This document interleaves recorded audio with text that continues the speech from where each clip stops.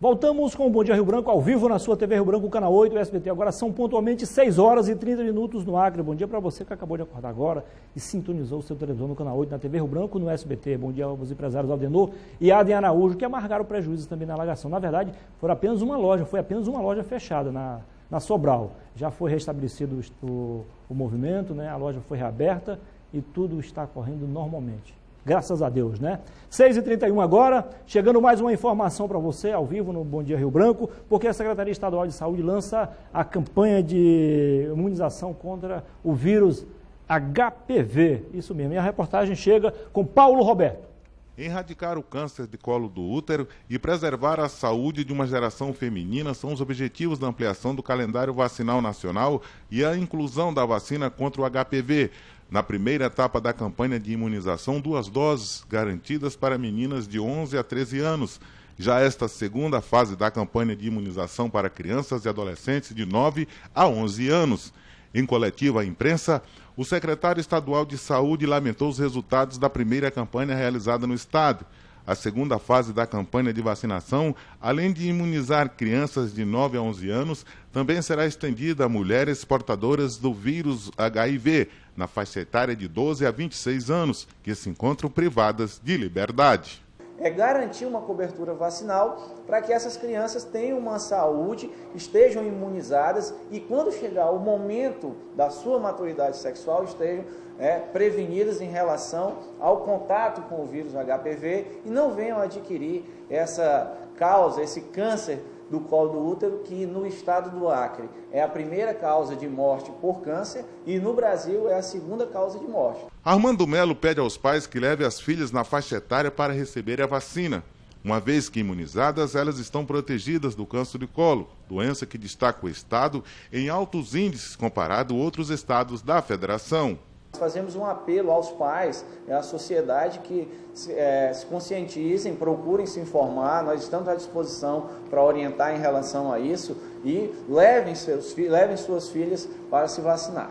Núbia Moreira, técnica da Secretaria de Saúde, faz uma exibição de como o vírus HPV é causador do câncer de colo do útero e é contraído pelas mulheres. A vacina, ela vai proteger contra o câncer de colo de útero, mas existem outras doenças sexualmente transmissíveis que precisa de todo um cuidado. Então, não é porque eu tomo a vacina que vai ficar à vontade quando começar a sua relação sexual. Precisa ter os cuidados de prevenção, né? O uso da camisinha, prioritariamente, o Papa Nicolau, que é o exame periódico que a mulher tem que fazer quando inicia sua vida sexual, para a prevenção dessa doença. A vacinação já está disponível nas unidades de saúde do estado e município. Para a próxima semana, estará também disponível nas escolas da rede pública de ensino. São 6 horas e 34 minutos em Rio Branco. Você está no Bom Dia Rio Branco, ao vivo na sua TV Rio Branco, Canal 8, SBT. Prefeito Marcos Alexandre recebe da Assembleia da Câmara os donativos arrecadados e que serão entregues às vítimas da alagação. Isso mesmo. Confira a reportagem agora, em primeira mão, aqui na sua TV Rio Branco. No total foram arrecadados mais de 7 mil quilos de donativos, a maior parte em alimentos. Acondicionados em sacolões, os produtos que compõem a cesta básica, como arroz, feijão, óleo, sal, açúcar, farinha e flocos de milho. Separados estavam os produtos de higiene e limpeza, além de creme dental, sabonetes, sabões em barra e em pó, etc. Todos os donativos foram arrecadados pela ação Assembleia Solidária, que teve participação de todos os servidores, deputados e assessores. Uma forma de ajudar a minimizar o drama de quem sofre com as enchentes que assolam o Acre, disse o presidente da Assembleia, Ney Amorim. Então esse momento foi um momento de unir forças, de todo mundo estar junto nesse momento de crise, nesse momento de dificuldade. Portanto, a Assembleia Legislativa e todos os 24 deputados estaduais, assessores, servidores do Poder Legislativo, os funcionários da casa, nesse momento todo mundo se juntou, arrecadou, procurou ajudar de alguma forma, assumimos um abrigo também para ajudar a Prefeitura de Rio Branco nesse momento. E aí agora estamos fazendo essa doação, que é uma das horas mais difíceis também, que é a volta para casa, as pessoas estão voltando, precisa limpar suas casas, precisa de alimento. E a gente convidou o prefeito Marcos Alexandre para que pudesse vir aqui, para que a gente fizesse essa entrega simbólica ao prefeito, uma entrega dos 24 deputados estaduais e de todos os assessores e servidores do Poder Legislativo. O prefeito Marcos Alexandre agradeceu o apoio recebido. Os donativos carregados por voluntários quase lotaram o pequeno caminhão da Defesa Civil, que se encarregará de fazer a distribuição, disse o prefeito. Olha, eu tenho que agradecer ao presidente Ney Amorim, agradecer aos demais deputados, aos 24 deputados que estão ajudando a população de Rio Branco. Como presidente da AMAC, agradecer também à Assembleia, porque fez o mesmo gesto em Assis Brasil, em Brasileia, Itaciolândia, Chapuri, ajudou os municípios que tiveram situações como essa, já havia feito um gesto importante com Tarauacá e agora com Rio Branco. Nós vivemos a maior tragédia natural de nossa história.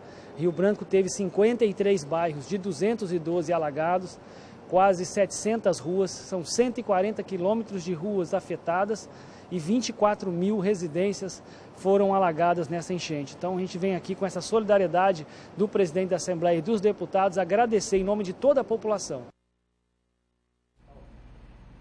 São 6 horas e 36 minutos em Rio Branco, agora com o apoio do Supermercados Araújo e também do Nando Cabeleireiros. Eu tenho o prazer de conversar pela primeira vez aqui no programa com o comandante do 4º BIS aqui no Acre, o Tenente Coronel Medeiros Júnior. O quartel, aliás, o 4º BIS, assim como o 7º BEC, estão empenhados também na ajuda às vítimas da alagação. Bom dia, comandante. Bom dia. Tudo bem? Seja bem-vindo ao programa. Muito obrigado. O senhor é um pernambucano que está virando acreano. É? Muito bem recebido pela sua cidade. Eu e minha família, nós fomos bem acolhidos aqui nessa cidade e estou gostando muito da minha estadia aqui, que vai demorar pelo menos 2 anos.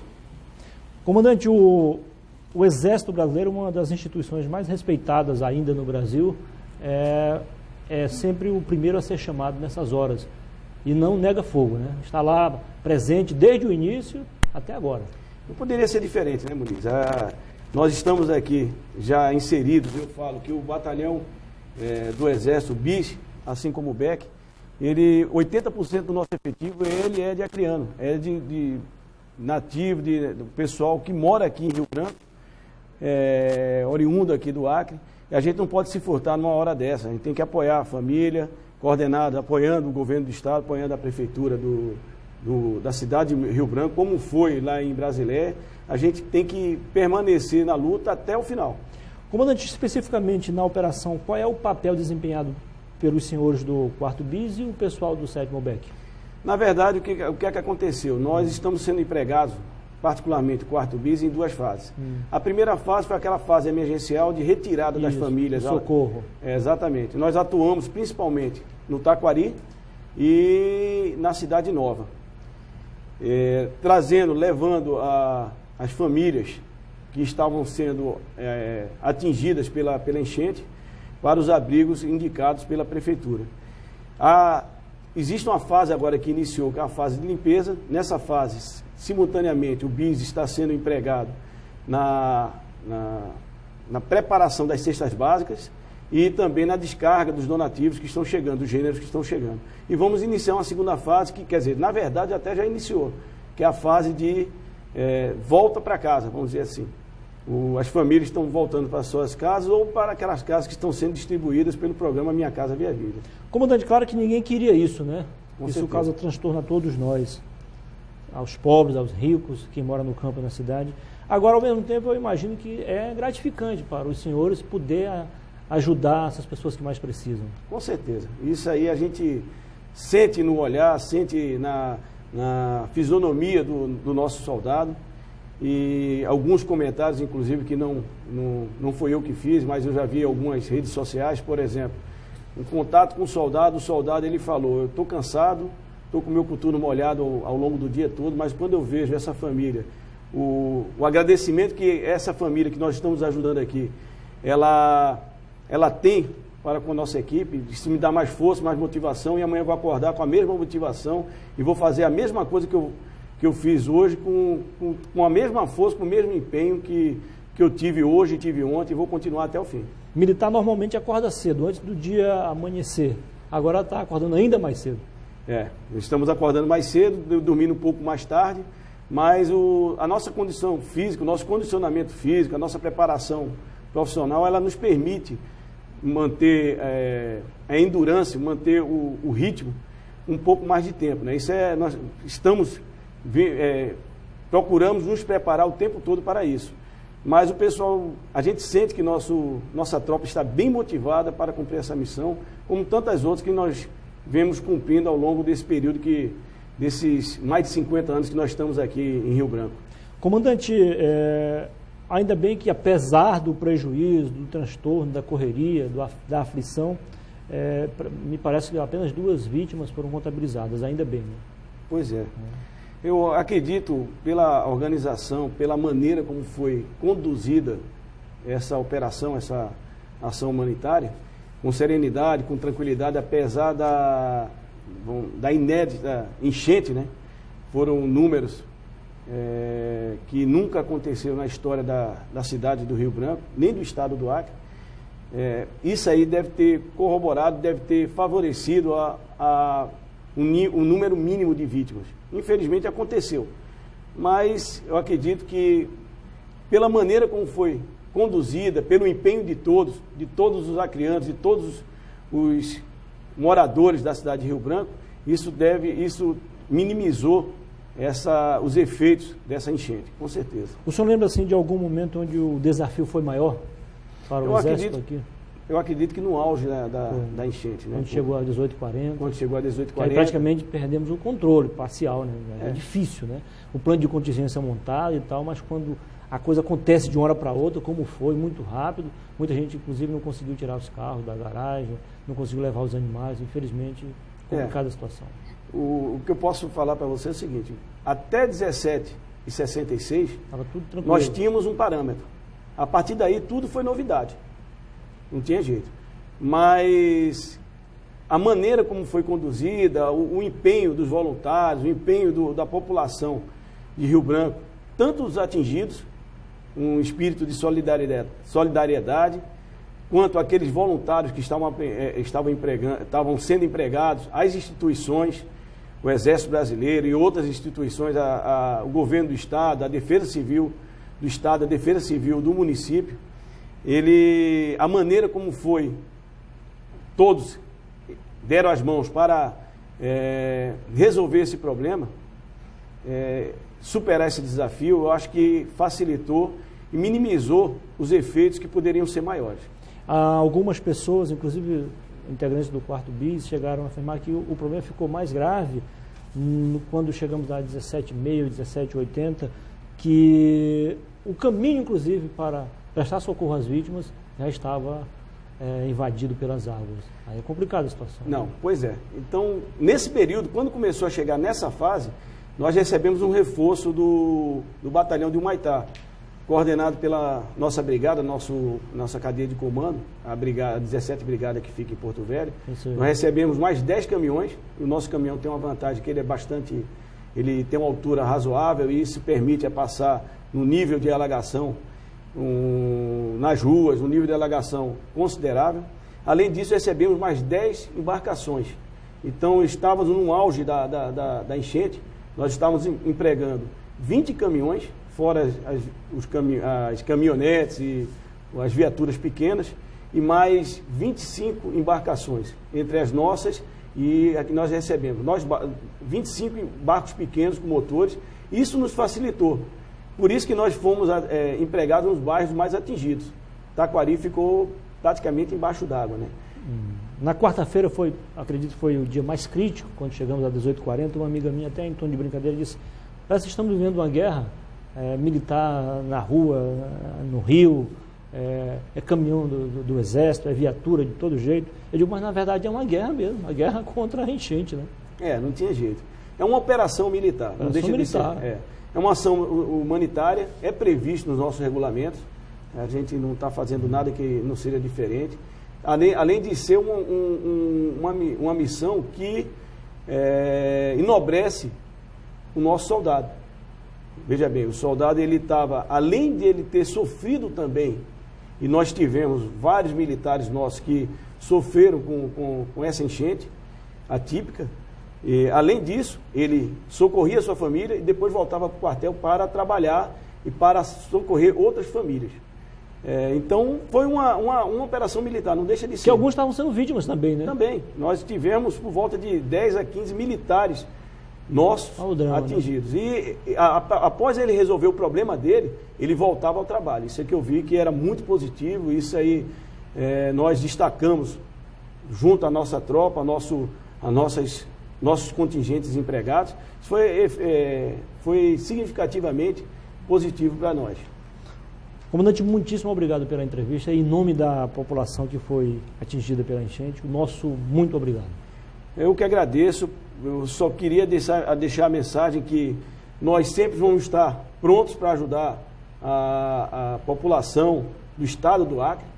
Nós fomos empregados também em Brasilé, né? Em Chapuri, o 7º BEC, e em o município, a cidade de Rio Branco. Nós vamos estar sempre prontos e enquanto perdurar a necessidade e a possibilidade do nosso apoio, nós vamos estar apoiando e trabalhando em prol do bem-estar da população atingida por essa enchente. Tenha um bom dia.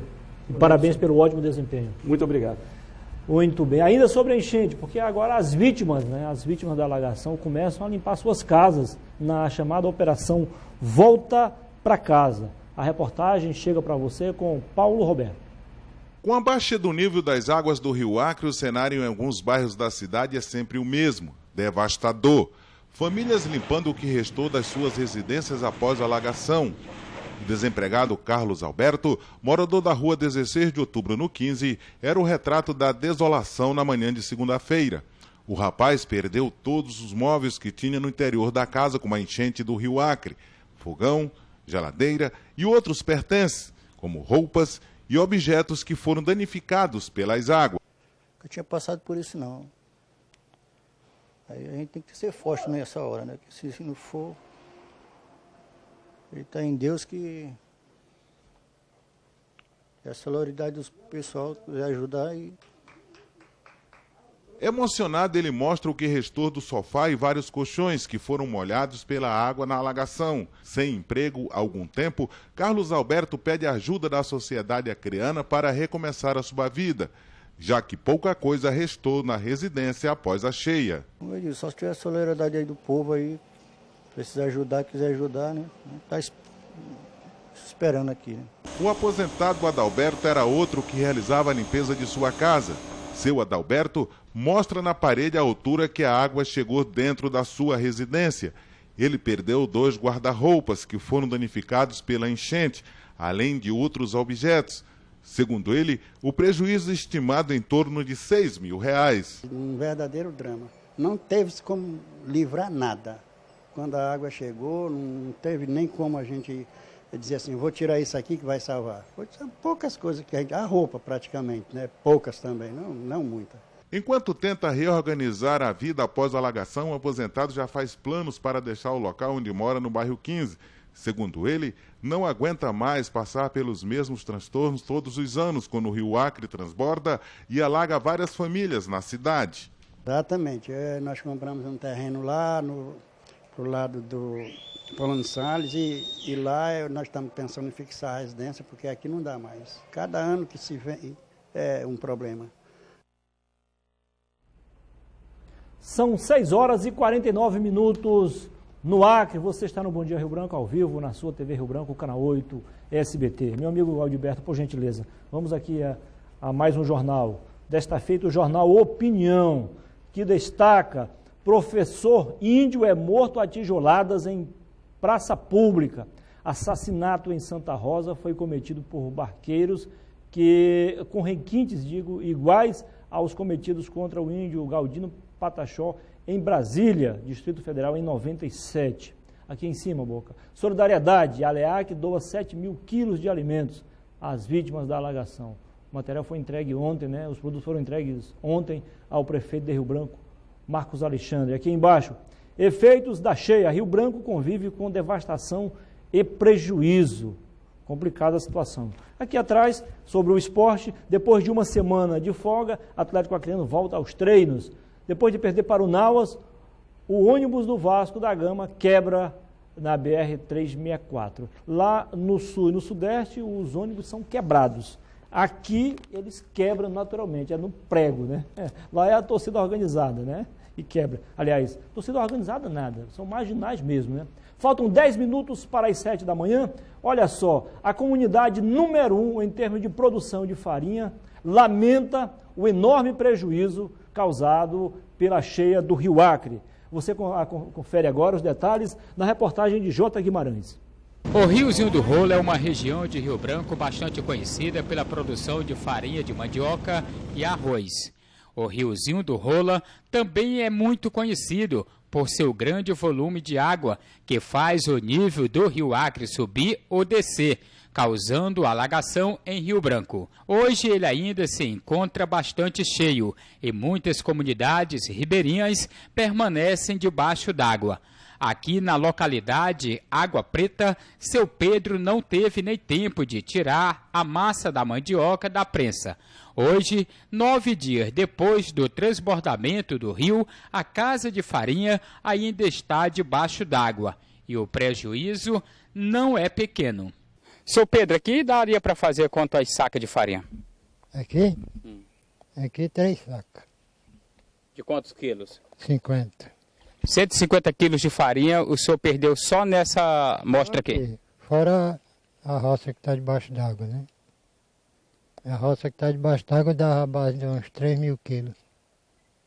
Não presta mais? Não. Está toda seca. Pode entrar por ali, nós vamos corrigir tudo. Apodrece tudo, né, seu Pedro? Está com tudo seca, mano, o olho. Seu Pedro, subiu rápido aqui? Bem ligeiro, foi da noite para o dia. O dono dessa outra propriedade faz questão de nos mostrar o estrago causado pela água. Ali era o roçado de arroz. O roçado, 2 hectares de arroz ali. Tudo debaixo d'água? Tudo debaixo d'água. Muito prejuízo, Marcos? Muito, bastante prejuízo. O que tu perdeu tanto aqui?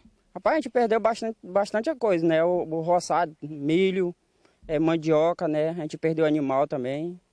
E a criação, galinha, essas coisas, tudo. A exemplo de outros rios já visitados pela nossa equipe depois da cheia, o que se vê aqui no Riozinho do Rola é destruição. Boa parte das criações dos ribeirinhos foi perdida e a plantação vai levar no mínimo 2 anos para se recuperar. Depois de 8 dias debaixo d'água, o milharal está assim, seco. As espigas caíram, foram levadas pela correnteza e o macaxeiral já murchou a palha. Isso é o sinal de que a plantação inteira morreu. Fazer o que agora, Marivaldo? Agora é plantar outra, né, que o prejuízo foi total, né, que nem você falou. E agora os olhos dela cobriu, estão tudo mortos. Agora é só nós plantar outra para poder cobrir o prejuízo. Quanto tempo vai levar para o plantio chegar à mesma altura que esse já estava? De 2 a 3 meses. Para chegar ao ponto de fazer a colheita e produção de farinha, quanto tempo mais? 1 ano para fazer a colheita. Muitos animais ainda estão pastando dentro d'água. Aqui nessa outra propriedade, encontramos a cena que talvez seja a mais inusitada de todas já registrada nessa enchente. Quando a gente pensava que já tinha visto de tudo nessa alagação, fomos surpreendidos com um fato que com certeza deve ser inédito. Essa rampa aqui, nessa casa que passou 3 dias debaixo d'água, foi construída pelo proprietário. Adivinhe para quê? Aqui é a sala da casa. E a rampa que você viu agora há pouco foi para que esse cavalo, manga larga, subisse. E esse animal está aqui há mais de 6 dias, aguardando que as águas baixem para que seja colocado de volta no pasto. O que vimos aqui nessa casa retrata muito bem o desespero do produtor rural, quando percebeu o rio enchendo rapidamente e não sabia o que fazer ao certo com a criação. Foi ele que não quis botar junto com os animais ali, que ele ia cortar. Aí ele deu a ideia, disse, rapaz, vou abrir a parede para botar o cavalo lá dentro. Na hora que ele falou, eu não acreditei. Digo, mano, eu acho que tu tá louco, que é o meu vizinho. Ele disse, não, eu tô falando sério. Eu disse, então vamos fazer. Aí tivemos a ideia, pegamos outra, rolemos aquele curral, essa tábua aqui, que aqui já era uma janela. Aí botamos, depois de 4 dias que ele tava ali dentro d'água com a coisa na barriga, Aí fizemos e colocamos aqui. Aí todo dia a gente corta capim, de manhã e de tarde, coloca aí, a limpar as necessidades que ele faz aí. Aí o meu vizinho vai trabalhar de manhãzinha e chega de tarde, porque ele trabalha no frigorífico. Então fica cuidando do cavalo. É, perfeitamente. São 6 horas e 55 minutos em Rio Branco. Não gosto de dar má notícia, mas o preço da farinha tende a aumentar. É a chamada lei da procura e da oferta, não é isso? Vamos às manchetes do jornal A Tribuna, que aqui destaca uma foto-legenda mostrando a concentração ontem do lançamento da operação Ação Após Alagação. Muito boa foto aqui. INSS, extrato pode ser solicitado a partir do dia 31. Vereadores devem fazer sessões noturnas. Você viu isso aqui já, né? Multidão invade a Oca em busca de serviços. Calma, gente, devagar, com calma, tudo vai ser resolvido. Deputados arrecadam 7 toneladas de alimentos. Dilma remarca a vinda ao Acre para sexta-feira. E agora, completando a leitura dos jornais, o jornal Página 20, que destaca: mega operação de limpeza é lançada em Rio Branco, é a operação pós-cheia. Prefeitura de Rio Branco realiza levantamento de danos. E aí o prejuízo é incalculável, pode ter uma noção, né? IPEA defende pagamento ao Acre, por prestação de serviços ambientais ao país. Campanha contra a HPV quer vacinar mais de 21 mil meninas no Acre, é a segunda campanha, né? Tudo isso e muito mais hoje no jornal Página 20. Depois do intervalo, vou nessa câmera aqui agora, depois do intervalo, isso aqui mesmo, agora o erro foi meu. Depois do intervalo eu volto para conversar com o ex-deputado federal Márcio Bittar, presidente regional do PSDB. Agora faltam 3 minutos para as 7 da manhã. Até já.